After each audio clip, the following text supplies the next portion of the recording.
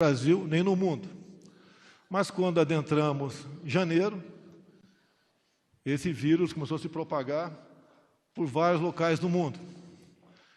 E o Brasil teve efetivamente uma notícia vultosa sobre o mesmo, quando poucas dezenas de brasileiros que estavam na China buscaram o governo brasileiro de modo que eles fossem resgatados. Essa missão foi muito cumprida por parte do governo, bem cumprida. Foram resgatados com sucesso, submetidos a quarentenas e devolvidos aos lares. A luz amarela do governo surgiu daquele momento. Todos os ministros foi determinado que começassem a se preocupar. O que fazer quando o vírus chegasse ao Brasil? E todos nós sabíamos que ele chegaria. Obviamente, é como conter uma expansão do mesmo de forma abrupta. Não tem vacina para o mesmo. Assim sendo, o que nós deveríamos começar a nos preparar, mesmo sem ter recurso, mesmo sem ter um apelo para que todos os poderes agissem numa mesma direção, começamos a nos preparar. Até que os primeiros casos começaram a aparecer no Brasil. Alguns achavam que a gente deveria suspender o carnaval. Tivemos um exemplo, esses dias, um governador quis impedir os brasileiros de irem à praia. Não só foi um fracasso, bem como aumentou o número de pessoas que foram à praia. Vários eventos aconteceram nos últimos dias, pré-dia 15 inclusive, onde grande concentração de pessoas, as mais altas autoridades do Brasil, se fizeram presentes, como no lançamento dessa nova TV, a CNN. Outros eventos ocorreram também. O dia 15, eu fui convencido, de forma bastante tranquila, a fazer o pronunciamento na quinta-feira que antecedeu esse dia, e o fiz. O povo, em grande parte, resolveu, por livre e espontânea vontade, comparecer às ruas. Essa concentração de pessoas em todo o Brasil foi abaixo de 1 milhão, ou próximo de 1 milhão. Isso equivale a menos de 20% das concentrações que existem diariamente, por exemplo, no município de São Paulo, por ocasião dos transportes coletivos. Por volta de meio-dia do dia 15, vim aqui a esse prédio e cumprimentei os brasileiros que estavam em fora, em grande parte meus eleitores. Estive ao lado do povo, sabendo dos riscos que eu corria. Mas nunca abandonarei o povo brasileiro, esse ao qual eu devo lealdade absoluta. Após isso, em grande parte da mídia, potencializou em cima desse evento, como que se fosse o único e tivesse sido programado por mim. Não convoquei ninguém, não existe nenhum áudio, nenhuma imagem minha convocando para o dia 15 de março de 2000. Existe, sim, um vídeo eu convocando para o 15 de março de 2015, uma manifestação contra a presidente naquele momento.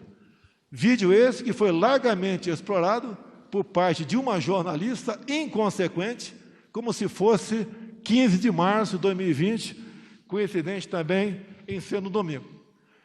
Mas o momento agora, com a realidade posta, com os riscos que parcela da população pode vir a sofrer, nós externamos toda a nossa preocupação, bem como estamos tendo um apoio incondicional por parte da Câmara e do Senado em todas as medidas que, porventura, se façam necessárias para que esse problema seja atenuado. Repito, como diz o nosso ministro da Saúde, no qual eu não tenho nenhum problema com ele, diferentemente de que parte da mídia ainda prega. O que nós buscamos é estender, alongar o prazo daqueles que, porventura, contrairão o vírus, já que não existe vacina para tal. E o objetivo de alongar esse prazo é porque o nosso sistema de saúde não tem condições de acolher uma quantidade considerável de infectados, em especial as pessoas mais idosas ou aquelas pessoas que tenham certas deficiências. Anunciaria algumas medidas aqui, depois cada ministro usará a palavra rapidamente, para mostrar a todos a preocupação do governo, o seu sentimento humanitário para atenuar essa pequena parcela entre os infectados que poderão ter problemas mais graves pela sua idade ou por sua questão sanitária não muito boa nesse momento. Inclusive, por estarmos de máscara aqui, não apenas o general Heleno deu positivo, bem como mais um ministro nosso deu positivo, né? O almirante Bento. Por parte da economia, o governo já vinha estudando e hoje publicou em Diário Oficial da União Extra o estado de calamidade pública. A intenção, garantia da saúde e emprego para a população brasileira. Medidas emergenciais, 84 bilhões para a população vulnerável, 60 bilhões para a manutenção de empregos, antecipação das parcelas do 13º salário, reforço no programa Bolsa Família, integrando mais de 1 milhão dentro do sistema, diferimento, ou seja, atraso para o prazo de recolhimento do Fundo de Garantia, o que equivale ao governo arrecadar menos 30 bilhões de reais, diferimento também, atraso por parte da União do Simples Nacional por 3 meses, redução para zero das alíquotas dos produtos médicos, desoneração temporária de IPI para produtos de combate ao Covid-19, medidas de apoio, em fase final de estudo por parte do Ministério da Economia, no tocante aos trabalhadores autônomos. O Banco do Brasil, 24 bilhões para a linha de crédito pessoal e 48 bilhões para a linha de crédito de empresas. Infraestrutura, ações emergenciais na aviação civil. Vai explicar o ministro Tarcísio aqui que devemos, de uma forma ou de outra, socorrê-los, porque o desemprego, a quebra das empresas, não nos interessa. O custo seria muito maior para todos nós.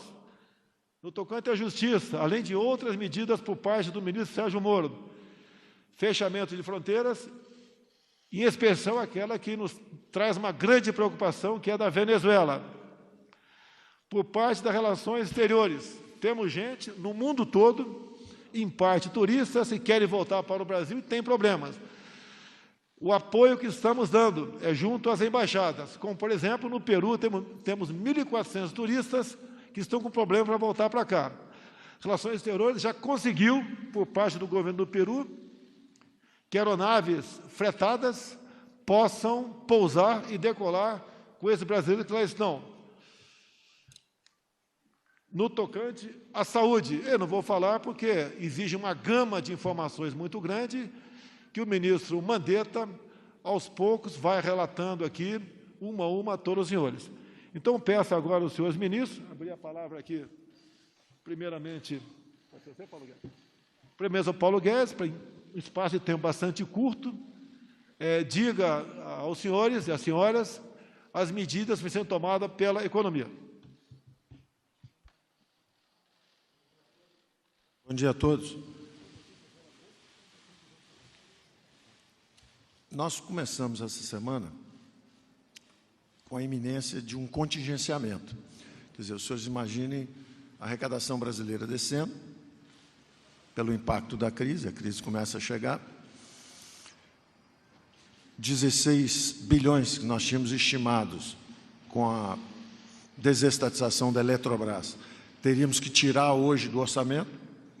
Então, em reunião com o presidente, mostramos que haveria um contingenciamento de quase 40 bilhões. Quer dizer, no momento em que a economia brasileira precisa de um esforço contracíclico, nós, sem espaço fiscal, ao contrário, teríamos que agudizar a crise, contingenciando 40 bilhões.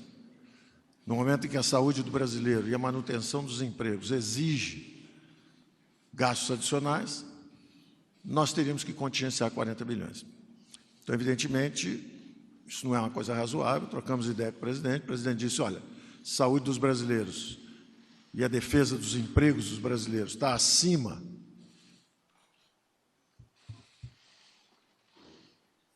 de outros interesses, precisamos fazer isso, então, qual seria a solução tecnicamente? E a solução técnica é o artigo 65 da Lei de Responsabilidade Fiscal.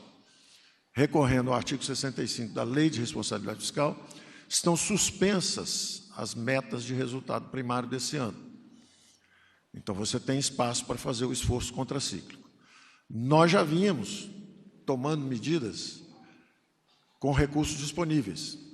Por exemplo, o presidente, na sexta-feira passada, já tinha transformado o dinheiro da disputa política em dinheiro da saúde. 5 bilhões foram encaminhados para o ministro Mandetta.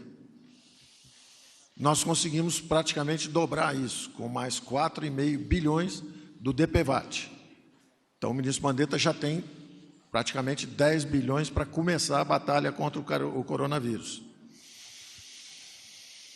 Além disso, tínhamos anunciado nos últimos dias diferimento de impostos, atrasando os próximos 3, 4 meses, e, ao mesmo tempo, antecipação de benefícios, justamente nas camadas mais vulneráveis. Então, antecipamos para abril 24 bilhões de antecipação de 13º dos benefícios de aposentadorias e pensionistas, né, e pensões, mais 24 em maio. Antecipamos também o abono salarial, vem todo em junho, mais 12 bilhões, e desenhamos, então, um programa de 153 bilhões entre diferimentos de impostos e antecipações de benefícios. Então, 150 bilhões para o combate inicial contra essa chegada da crise. No espaço monetário, a mesma coisa, em reuniões do Conselho Monetário Nacional, em reuniões com o Banco Central. O Banco Central flexibilizou, chegaram nessa segunda-feira passada 135 bilhões de recolhimento compulsório, que foram liberados, flexibilizadas as regras de alavancagem de bancos, garantindo em bancos públicos rolagem automática de dívidas sem multa. E ainda assim, com todo esse esforço, falta fôlego fiscal e nós teríamos que fazer um contingenciamento de 40 bilhões. Não seria razoável. Então, a saúde dos brasileiros e a defesa dos nossos empregos está acima de quaisquer outros interesses. A instrução do presidente foi essa. A solução, tecnicamente, é pedir ao Congresso, e o presidente encaminhou ontem mesmo ao Congresso, hoje de manhã ao Congresso. A decisão foi do presidente ontem, durante a nossa reunião de execução orçamentária. E hoje entra, então, no Congresso esse pedido de declaração de estado de calamidade pública, e isso nos dá espaço fiscal. O primeiro movimento vem agora ampliando o leque de proteções que nós temos estendido. Primeiro foram os mais idosos, depois nós passamos, eram os aposentados e pensionistas, depois nós passamos para a flexibilização, vamos conversar sobre isso, dar novas opções de acordos durante esse período de emergência, esses 3 meses, para manutenção dos empregos no segmento formal, e principalmente uma grande preocupação que o presidente sempre teve é o mercado informal. São 38 milhões de brasileiros que estão nas praias vendendo mate, que estão vendendo cocada pela rua, sem emprego formal, entregando coisas, são os flanelinhas. Todo esse pessoal, inclusive a gente chama dos autônomos, esse pessoal todo, de repente, quando a economia para e as pessoas ficam em casa, em isolamento social, não é só o restaurante formalizado que fica aberto, é também o bar da esquina, esse pessoal todo sofre. Então, nós estamos estendendo, fizemos hoje o cálculo, o presidente vai assinar essa medida também hoje, conversamos hoje sobre isso, era uma preocupação, ele nos encomendou isso já há uma semana. Vamos lançar uma camada de proteção justamente aos autônomos. Nós vamos lançar praticamente em torno do Bolsa Família também, R$200, são 2 cestas básicas. Então, pelo menos você assegura a manutenção de quem também está sendo vítima do impacto econômico da crise. Se o povo saiu da rua, não tem mais ninguém tomando um táxi, o chofer de táxi pode passar numa Caixa Econômica Federal ou no INSS. Nós vamos estender 2 ou 3 possibilidades, mais próximo ou virtualmente, né, até para evitar o contato físico. E essas pessoas que estão hoje absolutamente desassistidas, eles estão no cadastro, que nós chamamos de cadastro único. Eles não estão no Bolsa Família, eles não recebem BPC, eles não recebem nada de ninguém. É uma turma valente que está sobrevivendo sem a ajuda do Estado sempre, e de repente eles são atingidos agora. E eles precisam ter pelo menos os recursos para manutenção básica. Então, isso nós estamos aprovando hoje, são 5 bilhões praticamente por mês, 3 meses seguidos são 15 bilhões. Isso é o espaço fiscal, começamos a usar esse espaço fiscal. E assim faremos, a cada 48 horas vamos nos reunindo, e à medida que haja um problema aqui ou um problema ali, nós vamos aprofundando a nossa resposta. Eu ficaria por aqui, quer dizer, estamos atuando em várias direções. Estamos baixando as tarifas de importação de produtos médicos hospitalares, vamos renegociar as dívidas em apoio ao ministro Tarcísio das companhias aéreas, estamos examinando também como auxiliar para as empresas que se comprometerem à manutenção dos empregos durante esse período, como auxiliar com uma parcela, o Estado bancando para as micro e pequenas empresas, só os pequenos, nós bancarmos uma parte do salário. Então, tudo isso vai ser anunciado a cada 48 horas, nós estamos monitorando e vamos anunciando medidas à medida que a economia necessite. Obrigado, Paulo Guedes. Agora vou passar para o Antônio Barra, o do médico e almirante, presidente da Anvisa. A Anvisa voltou a ser aquilo que todos nós sempre queríamos, né? Atuante e ativa. Os processos demorados e muito negociados que existiam no passado deixaram de existir em nosso governo. Então, com a palavra, o almirante Barra. Obrigado, senhor presidente. As ações da Anvisa, desde o primeiro momento, na sua atribuição, tem foco principalmente na linha de frente, em portos, aeroportos e fronteiras, trabalho esse que já vem desenvolvendo e já é do conhecimento de todos os senhores, portanto, eu vou me ater a outras questões mais recentes, como a publicação do primeiro edital de chamamento, número 3 de 2020, que convocou todas as empresas a fornecerem informações sobre produtos sujeitos à vigilância e insumos essenciais para o enfrentamento da Covid-19. Isso foi no dia 27 de fevereiro de 2020. No dia 12 de março deste ano, a priorização da análise de todos os processos relacionados a produtos para diagnóstico, o que é fundamental, do Covid-19 e outros agentes causadores de infecções respiratórias. No dia 13 de março, publicamos a resolução de diretoria colegiada que simplifica e adota medidas alternativas para a certificação de boas práticas de fabricação de produtos e insumos de saúde. No dia 16 de março, o segundo edital de chamamento, dessa feita para produtos outros da área de saúde, não relacionados diretamente ao coronavírus, mas que são essenciais em caso de hospitalização e também uma busca proativa, na medida em que as empresas podem ou não responder ao edital, mas fizemos busca proativa das que não responderam na primeira fase. No dia 17 de março, publicação de nota com informação sobre produtos de limpeza e desinfecção de superfícies, que são os saneantes, que podem ser utilizados no enfrentamento do novo coronavírus. No dia 18 de março, fruto de entendimento com a ministra Tereza Cristina, referente a uma doação de álcool para fins de fabricação de álcool gel e álcool líquido para utilização em hospitais e desinfecção de superfícies. No dia 19 de março de 2020, publicação de resolução que autoriza as farmácias de manipulação a prepararem e venderem álcool gel e outras preparações antissépticas ou sanitizantes de forma direta para o público.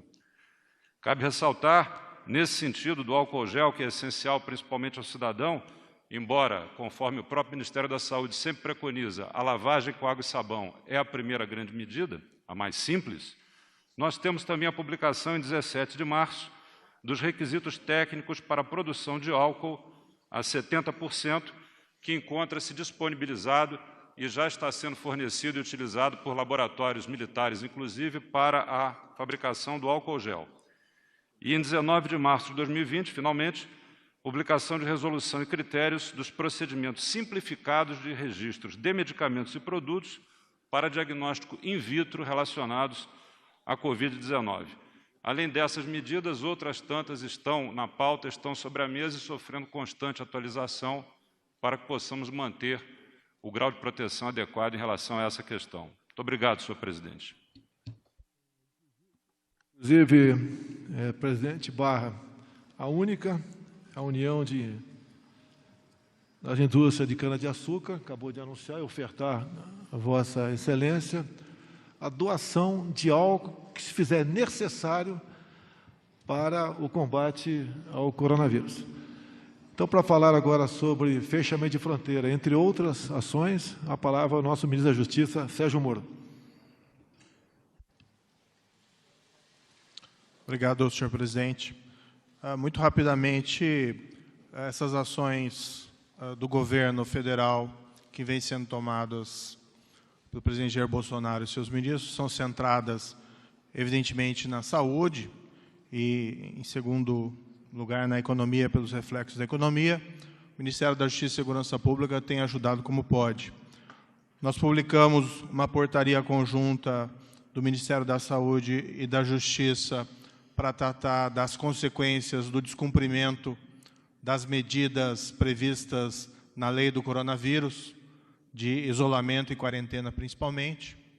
Há uma expectativa, por evidente, de que todos os brasileiros compreendam a seriedade da conjuntura. Claro que não há motivo para nenhum pânico, as pessoas têm que tratar isso com calma, mas evidentemente também seguindo as recomendações médicas e as medidas impostas pelas autoridades sanitárias. A lei não foi clara quanto às consequências do descumprimento e nós entendemos por bem aclarar esses temas de uma portaria, estabelecendo, inclusive, que essas medidas poderiam ser impostas com requisição da força policial, sendo desnecessária autorização judicial para tanto, e, além disso, incorrendo o infrator em tipos penais específicos já existentes no nosso Código Penal. Uma outra preocupação vem sendo as fronteiras. No mundo inteiro, essa movimentação de redução da circulação.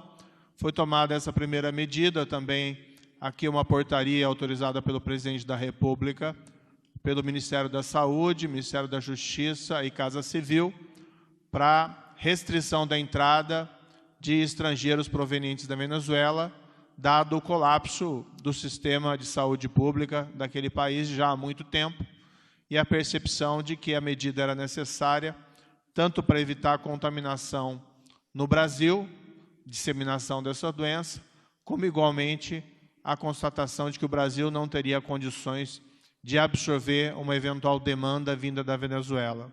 Hoje tivemos uma reunião presidida pelo Presidente da República, com os presidentes do Mercosul, no qual esse tema foi tratado, e está em avaliação dentro do governo federal a possibilidade do fechamento temporário, exclusivamente por medidas sanitárias, da fronteira do Brasil com outros países, nos termos normalmente semelhantes a essa medida feita em relação à Venezuela, claro que talvez com circunstâncias diversas. Uma preocupação dentro do Ministério da Justiça e Segurança Pública vem a ser com o sistema de segurança pública e o sistema penitenciário. Nossa avaliação é que a segurança pública não pode parar, já que os criminosos, infelizmente, também não reduzem as suas atividades por conta da epidemia. Então, é necessário garantir à população a continuidade dos serviços de segurança. No que se refere aos presos, as tratativas, as medidas tomadas, sejam no sistema penitenciário federal, sejam como recomendações ao sistema penitenciário estadual, já que existe a autonomia dos estados, é para restringir as visitas, total ou parcialmente, com o esclarecimento aos presos que se trata não de uma punição, mas sim uma medida destinada a protegê-los e igualmente aos seus familiares visitantes. Isso foi adotado por completo do sistema penitenciário federal e cada estado está restringindo parcialmente e alguns totalmente, a depender da situação específica do local.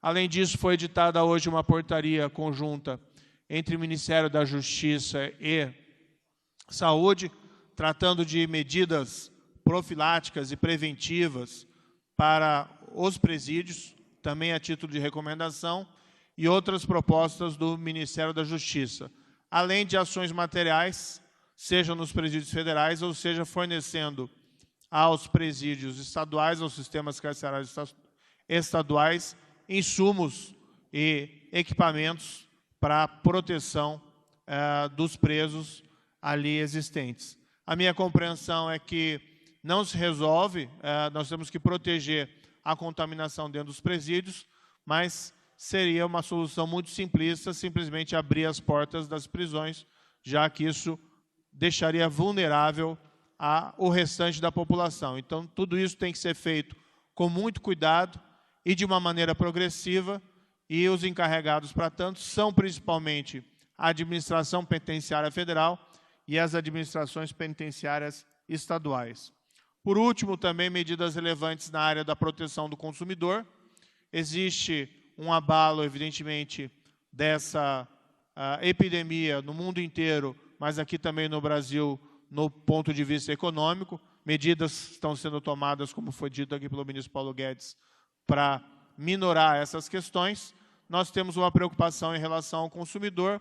O problema mais premente diz respeito ao abuso de preços. Têm sido tomadas medidas para que nós possamos receber essas comunicações o mais breve possível.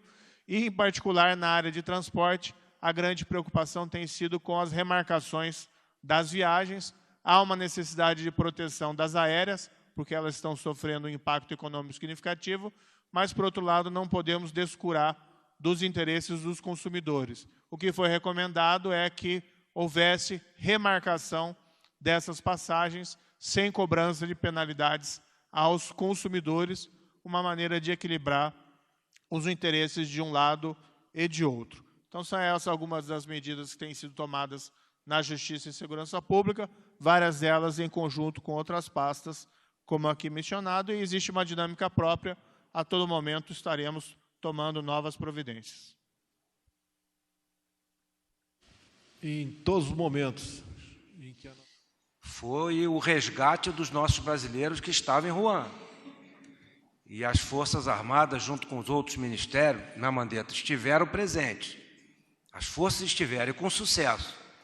E nós vamos ajudar a ter mais um sucesso. Ontem eu expedi uma diretriz minha, ministerial de planejamento, acionei o Centro de Operações Conjuntos, no Ministério da Defesa, integrado pela Marinha, Exército e Força Aérea.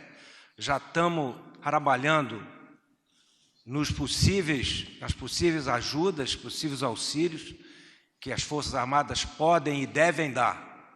Em relação a isso, as demandas através do Comitê de Crise ou do Ministério da Saúde, que centralizam essas ações em relação a isso.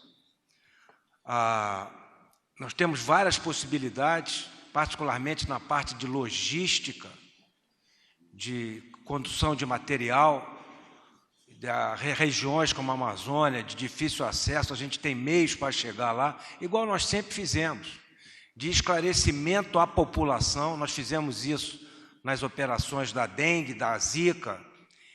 Enfim, ao mesmo tempo estamos tomando conta de 2 milhões, que é a família militar, os nossos hospitais. Temos hospitais móveis de campanha que podem auxiliar em alguma coisa. Enfim, o leque de possibilidades é muito grande e nós vamos ajudar. Então, senhor presidente, mais uma vez, os brasileiros podem contar com o apoio das Forças Armadas. O Ministério da Infraestrutura, em rápidas palavras, vai se pronunciar no sentido que pode nos atender na luta contra o vírus. Então, com a palavra, o nosso ministro Tarcísio de Freitas. Boa tarde a todos. Nós temos alguns focos no Ministério da Infraestrutura, e o primeiro deles é a continuidade da prestação de serviço. Temos o foco na preservação da saúde do trabalhador de transporte e o foco na defesa do consumidor. Isso é importante ser dito porque neste momento de crise existe muito voluntarismo, né, e isso é muito novo para todo mundo e algumas medidas são tomadas ou são anunciadas ou são pensadas do tipo, olha, vamos fechar determinado equipamento, vamos fechar determinado aeroporto, porque ele é um vetor de chegada de pessoas infectadas, a gente tem que proporcionar o isolamento. E nessas horas a gente tem que ter o bom senso que por aquele equipamento que chega a pessoa infectada, também chega o marca-passo, também chega o órgão transplantado, também chega o medicamento. Então a gente tem que tomar muito cuidado quando se pensam em determinadas saídas. A logística, dentro desse esforço que já foi colocado aqui pelos outros ministros, em particular agora pelo general Fernando, né? É um esforço de guerra, a logística vai ser fundamental para a gente ganhar aí esse combate. Estamos trabalhando aí todos os setores, e um primeiro deles é aquele que é impactado mais rapidamente ao setor de aviação. Observe que caiu absurdamente a quantidade foi uma queda muito rápida, muito abrupta da quantidade de demanda, tanto no internacional quanto no doméstico. As empresas têm custo em dólares, elas têm dificuldade de caixa, e algumas medidas estão sendo tomadas para preservar o caixa dessas empresas. Sempre pensando o seguinte, o foco é o consumidor, porque o que a gente não quer é ter quebra de empresas e ter descontinuidade na prestação de serviço, porque depois que a crise passar, aí a gente vai ter a dificuldade, o problema de oferta, e isso vai trazer impacto em tarifa. Ao mesmo tempo, preservar aquelas regiões que são hoje assistidas, mesmo por empresas pequenas, e que eventualmente podem ficar sem assistência. Para isso, está sendo anunciado hoje ainda, provavelmente, o diferimento no reembolso de passagens, ou seja, vamos dar um prazo maior para o reembolso em dinheiro, isso é uma medida importante em termos de fluxo de caixa, e vamos estabelecer, junto com a Secretaria Nacional do Direito do Consumidor e o Ministério Público Federal, regras, né, pelas quais se darão esse reembolso ou a troca de trechos de passagem, de maneira que o consumidor não seja prejudicado. O diferimento de tarifas aeronáuticas, que tem um peso grande em termos de fluxo de caixa, e o diferenciamento de outorgas aeroportuárias. Então, isso para manter o sistema aeroportuário, o sistema aéreo funcionando e as localidades atendidas. Estamos trabalhando também com foco em outras áreas, várias medidas devem ser anunciadas em breve, estão em análise hoje pelo governo federal, como as medidas de proteção em saúde dentro dos portos, né, visando aí atender o trabalhador portuário, né, e manter os portos em funcionamento, que serão equipamentos importantes também nesse momento de crise. Estamos pensando na regulamentação do artigo 43 da Lei 12.815, que vai tratar da renda mínima do trabalhador portuário, medidas que vão beneficiar o trabalhador do transporte rodoviário, foco no caminhoneiro autônomo, naquele que não tem a proteção social e que, eventualmente, se tiver um problema, né, tiver doente, não vai ter como trabalhar e levar o seu sustento para dentro de casa.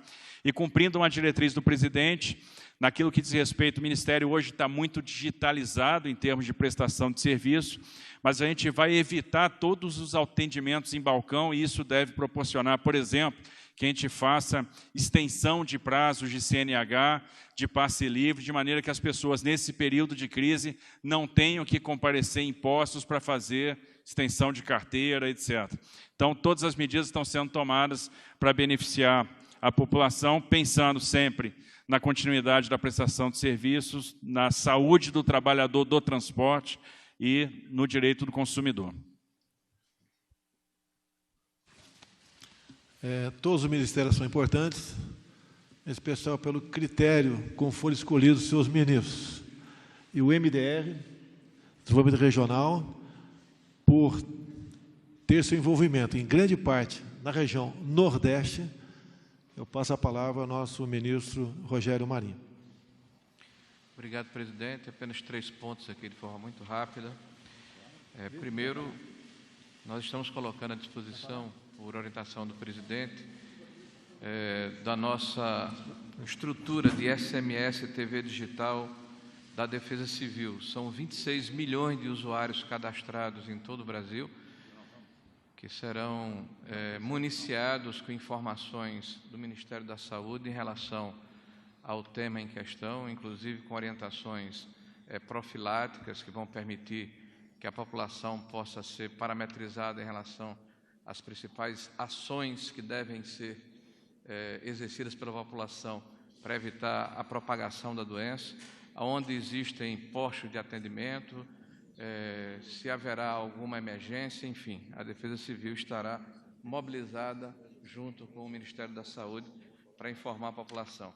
Nós fomos instados também a colocar à disposição para eventualidades unidades habitacionais do Minha Casa Minha Vida, se houver necessidade por parte do Ministério da Saúde de eventualmente deixar algumas pessoas em quarentena fora da estrutura dos hospitais, que em algum momento isso pode aumentar. Então está disponibilizado aqui ao Ministério da Saúde uma série de empreendimentos que estão acabados ou em vias do seu término. E estamos aguardando o que deve acontecer de hoje para amanhã, a aprovação do decreto de calamidade para, em conjunto com o ministro da Economia, tratarmos de algumas ações junto aos fundos constitucionais, notadamente nas regiões mais fragilizadas economicamente do país, que são o Norte e o Nordeste. Com a palavra, o chefe da Casa Civil, General Braga Neto. Obrigado, presidente. Senhoras e senhores, bom dia, boa tarde. A Casa Civil, só para cumprindo a missão dela, que é de coordenar a coordenação dos ministérios, integração das ações, ela ativou, por determinação do senhor presidente, o Comitê de Crise. Esse Comitê de Crise, ele permite um aumento da sinergia de todos os ministérios, permite um aumento da rapidez e eficácia das ações e mantém informações oficiais e reais do que está acontecendo, alimentando, assim, a Presidência da República e todo o governo federal.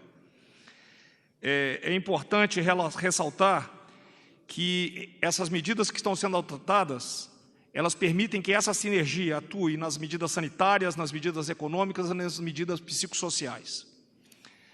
E eu gostaria também de enfatizar um ponto que a informação, manter a população informada, talvez com informações precisas, sem causar o pânico, seja talvez a melhor prevenção. Muito obrigado.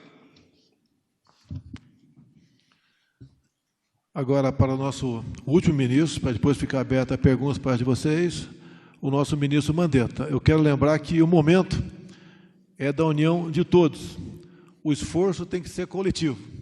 E o foco é a saúde da família brasileira. Com a palavra, Henrique Mandetta.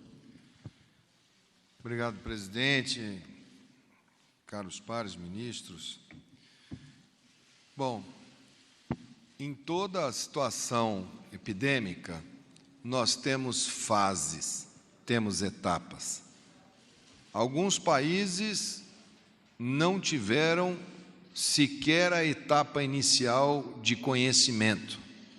O caso da China, que abre com o desconhecido, e quando começa a contar os casos, já estava no seu terço final da epidemia. Não temos os números do que ocorreu lá em Wuhan, nos meses de dezembro, novembro, outubro e setembro, quando provavelmente se iniciou os casos. Portanto, ela era uma cidade de 12 milhões de habitantes, numa região grande, que ficou setembro, outubro, novembro, dezembro, sem dar nenhum alerta à população. E chegou ao ponto de ter que construir aquele hospital que todos viram, e logo depois caíram os casos, dando eventualmente a impressão de que tenha sido o hospital ou aquelas medidas que corrigiram.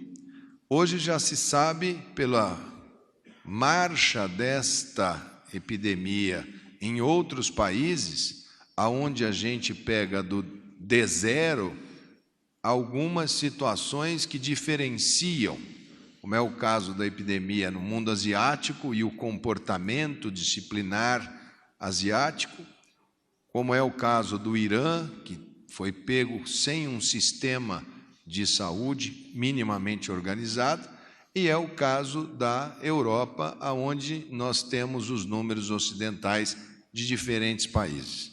Todos eles, todas as curvas, essa epidemia ela vem crescendo e num determinado momento ela sobe abruptamente, quando ela tem a transmissão epidêmica. É como se você estiver andando num caminho e você tem que subir alguns morrotes e, de repente, está na frente do sistema de saúde, está o Monte Everest. Se nós formos subir todos o Monte Everest, muitos não aguentarão, porque nós não teremos equipamentos, não teremos estrutura para subirmos todos ao Monte Everest. Agora, se conseguirmos não ter um monte tão alto, tão inclinado, se conseguirmos ter uma montanha igual às montanhas de Minas, alargarmos um pouco esse pico, muitos terão dificuldade de subir e descer umas montanhas, os mais frágeis.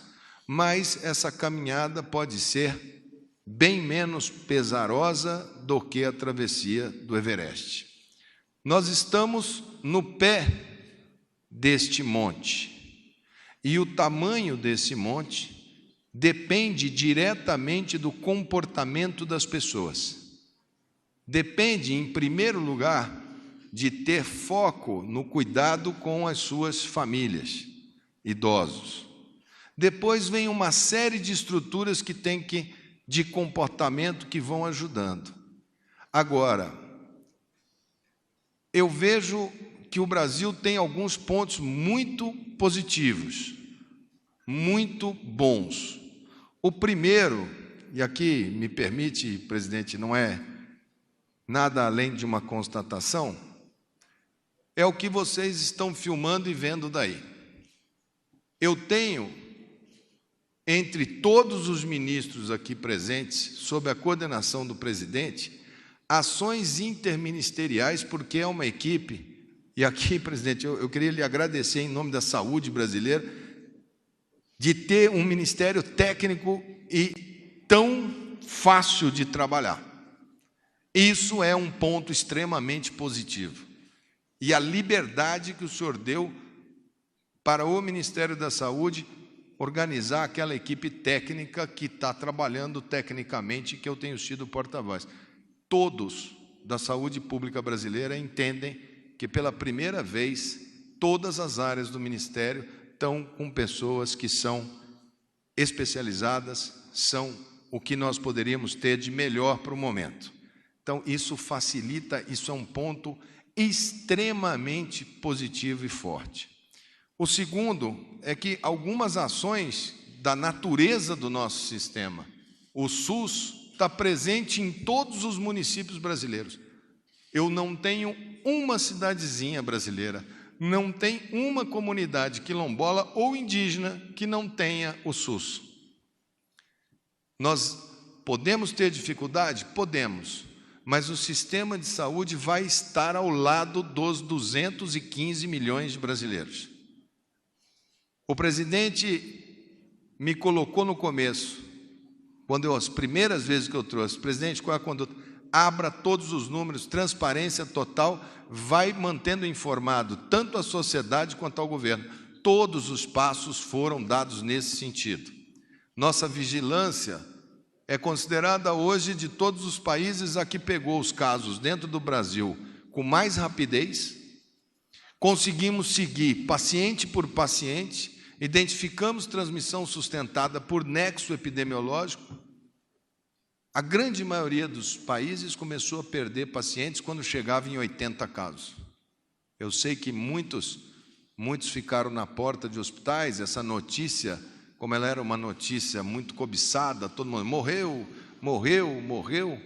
e a gente estava aguardando que, qualquer momento, poderíamos ter que dar essa notícia. Em tempos de internet, se a gente for contar um por um dos que falecem por problemas respiratórios, nós vamos contar muitos. Mas nós tivemos o primeiro caso quando já tínhamos praticamente 300 casos confirmados. Os casos confirmados são importantes para a gente? São. Mas a gente sabe que existem muitos casos que estão acontecendo em paralelo que não estão ainda nas estatísticas. Então, a gente deve começar a perceber agora a subida dos casos.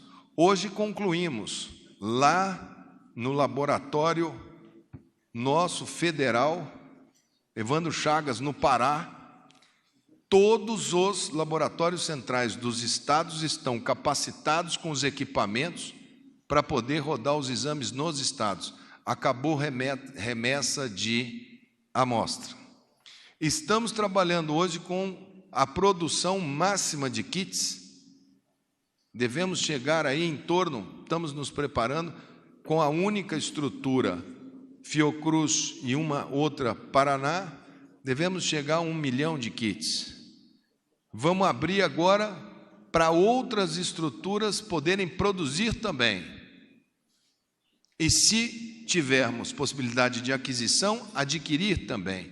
Vamos trabalhar com um bom número de kits que nós utilizaremos muito para fazer o diagnóstico nos nossos pacientes mais difíceis, aqueles com mais de 65 anos. E teremos o teste de imunoglobulina, de anticorpo, para fazer da população de uma maneira geral, para termos a exata noção da epidemiologia.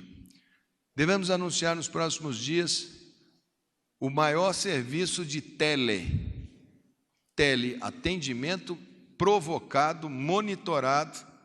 Nós pretendemos fazer um volume muito grande de controle por algoritmo. Será uma maneira que a gente vem discutindo com os nossos epidemiologistas, com os nossos equipes, e deveremos ter uma ferramenta bem inovadora para que todo brasileiro possa receber a chamada e, ao digitar sinais e sintomas, a gente classificar o risco e mantê-lo sistematicamente monitorado.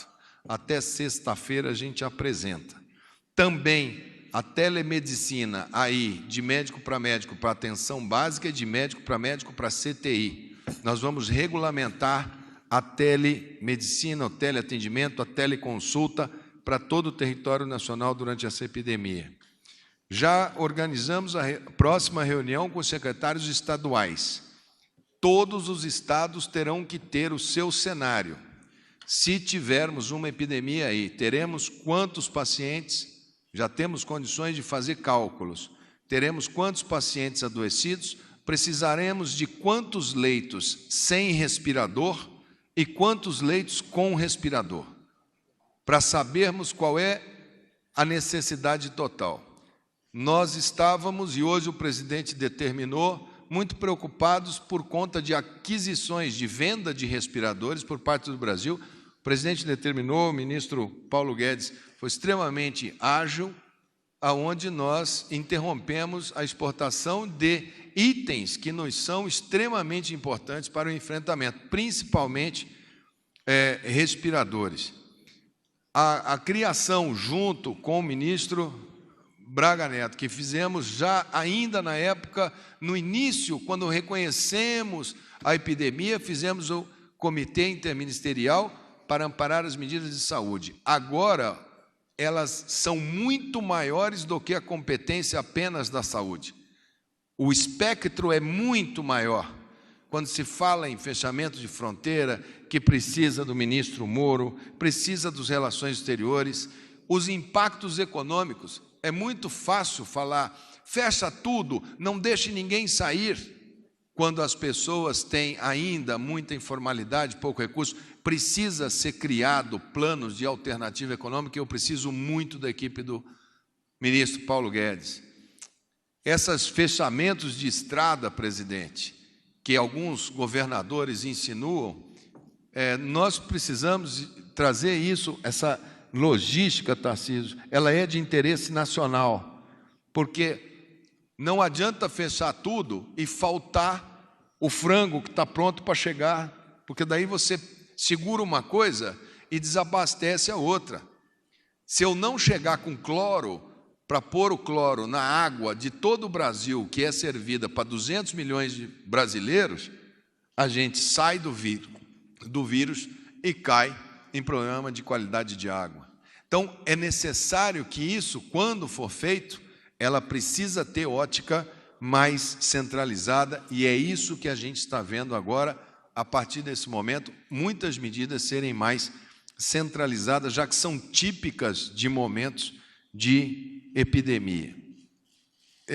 Também a questão hoje com o ministro Wagner do Rosário, também por determinação do presidente, é muito difícil fazer compra de materiais no mercado extremamente agressivo que a gente está vivendo, nas formalidades e rigores da Lei 8666.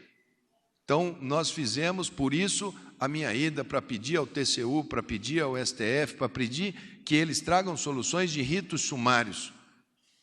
E hoje, me parece que o presidente vai recebê-los para que possamos receber como são esses ritos sumários. Transitado em julgado, análise, assinatura do judiciário, do TCU, os técnicos todos têm muito receio de assinar determinadas situações, por isso é extremamente importante. Teremos dias duros, teremos semanas cansativas, aonde esse assunto vai nos trazer extremo estresse, faz parte do estresse notícias enviesadas, faz parte do quadro da doença, faz parte da doença o aparecimento de especialistas, cada um dando a sua visão, faz parte da doença o fake news que confunde e dramatiza, faz parte da doença a avidez pela manchete que mais vende, já que a manchete mais dramática é a que dá mais acesso, faz parte da doença aqueles que, eventualmente, não percebem que o momento é de calma, nós vamos passar, teremos dias difíceis, o Brasil já passou por momentos mais dramáticos do que esse na sua história, muito mais. Os nossos avós, os nossos bisavós deram toda a demonstração de civilidade, de solidariedade, de passarmos juntos, dos imigrantes que vieram para construir essa nação. Nós somos todos aqui filhos desses imigrantes, dessa grande mescla que sempre deu as suas características de andar junto. O presidente é o grande timoneiro desse barco, está levando o Brasil, nós estamos muito parecidos com as nossas medidas, com as medidas da Inglaterra. O nosso timing em termos de epidemiologia e termos desse tipo de situação é muito similar, nós estamos muito atentos a como que o mundo está conduzindo e esperamos poder passar estressando ao mínimo, mas sabendo que podemos ter momentos em que medidas de mais restrição possam vir a ser necessárias. E, com certeza, nós, essa equipe aqui, saberá muito bem assessorar a um ao outro e levar o presidente para nossas tomadas de decisão, como foram tomadas hoje. Então, acho que a saúde sabe do tamanho do enfrentamento, médicos, enfermeiros, fisioterapeutas, todo o pessoal da saúde, quando interrompem aulas de universidade, as da saúde não são interrompidas. Todos os profissionais de saúde do Brasil estão convocados para trabalharem na linha de frente. Faremos isso da maneira que a gente possa cuidar ao máximo desse setor, que num momento desse é extremamente precioso para cada um de nós. Então, presidente, essas são as medidas, como eles já vêm fazendo a narrativa, eu não vou colocar aqui todos os repasses que foram feitos, repasse para os estados, o Saúde na hora, que foi mais 1 bilhão essa semana de crédito para eles instalarem os postos abertos até as 10 horas da noite, é um programa do governo federal, postos da unidade básica até as 22 horas, nós abrimos para praticamente todas as cidades do Brasil para habilitarem, já habilitamos todos os leitos de CTI que foram pedidos, rito sumário para abertura de hospitais, rito sumário para abertura de leitos, publicação dessas portarias, o governador abre o leito e informa, a gente reconhece que o leito e faz a verificação a posteriori, para dar velocidade. Não temos nenhum leito lá aguardando publicação. Assim como o SAMU, que no ano passado eu trouxe para o presidente e falei, presidente, nós temos todo ano que renovar 20% da frota do SAMU. Cada 5 anos ela tem que renovar, senão a ambulância começa a ficar velha e caindo. Não fizeram renovação em 2018. Em 2019, nós tivemos que economizar, nós não compramos aquelas ambulânciazinhas de transporte pequenininhas, tipicamente utilizadas em anos políticos. Nós compramos 1.200 ambulâncias SAMU no ano de 2019 e renovamos em um ano 40% da frota. E é essa frota com 40% de veículos novos comprados por decisão do presidente é que estão na linha de frente da remoção das pessoas a campo. E vamos colocar mais 20% agora, nesse semestre agora, e mais 20% no segundo semestre, para termos 80% da frota em pronto emprego. Então, as ações todas estão acontecendo. Não há nenhuma dificuldade de espécie alguma. Acredito que, pelo contrário, para a saúde nunca foi tão bom, tão confortável para todos os que estão na saúde. Tem diálogo aberto comigo, desde a Academia Nacional até o pessoal que trabalha na cozinha do hospital, na manutenção do hospital, que eu vou precisar deles também, pessoal da estiva, pessoal que está ali na frente, carregando o piano, não é só médico, é uma equipe enorme. Então, presidente, eu só gostaria que o senhor mandasse também para eles uma mensagem, porque eles curtem a sua live, porque eu tenho certeza que eles são extremamente ligados na sua fala. Então, quando o senhor, a próxima vez que o senhor for na live, mandar uma mensagem para esse pessoal, que esse pessoal vai ser o soldado que vai para frente desse campo de batalha desenhado aqui pelo nosso querido ministro General Fernando. Acho que é isso, as principais notícias de hoje são essas. Quero mais uma vez agradecer aos presidentes da Câmara dos Deputados, Rodrigo Maia, do Senado, Davi Alcolumbre, do Supremo Tribunal Federal, Dias Toffoli, da PGR, o senhor Aras, do TCU, José Múcio, e do STJ. Senhor Noronha, pelo apoio, pela presteza, pela consideração, em juntos buscarmos solução para esse problema, que passa a ser um problema de todos nós. A saúde da família brasileira e o emprego de nossos homens e mulheres. Queria passar a coordenação agora da SECOM para as perguntas por parte dos senhores profissionais da imprensa. Serão, então, 8 perguntas.